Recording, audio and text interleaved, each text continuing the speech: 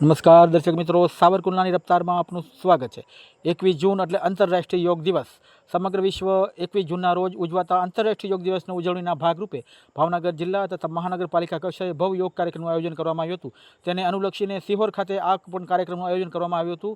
આ પ્રસંગે રાજ્ય બાળ અધિકાર સંરક્ષણ આયોગના ચેરમેન શ્રીમતી ધર્મિષ્ઠાબેન ગજ્જરના અધ્યક્ષસ્થાને આ કાર્યક્રમ યોજાયો હતો।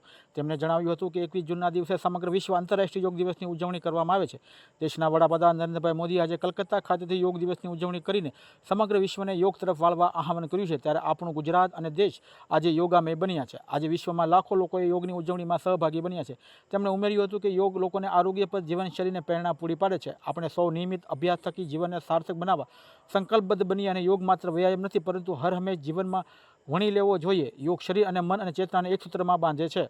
આ વેળાએ ગુજરાત રાજ્ય બોર્ડ યોગના જિલ્લા યોગ કોર્ડિનેટર વિશાલભાઈ ડાભી વિવિધ આસનો પ્રાણાયામનું નિર્દેશન કરી યોગ કરાવ્યા હતા। આ રોજિંદા જીવનમાં યોગ અપનાવવામાં આવે તો યોગી નિરોગી બનવાની સાથે પ્રેરણાત્મક ઉર્જા મળતી હોવાનું તેમણે જણાવ્યું હતું।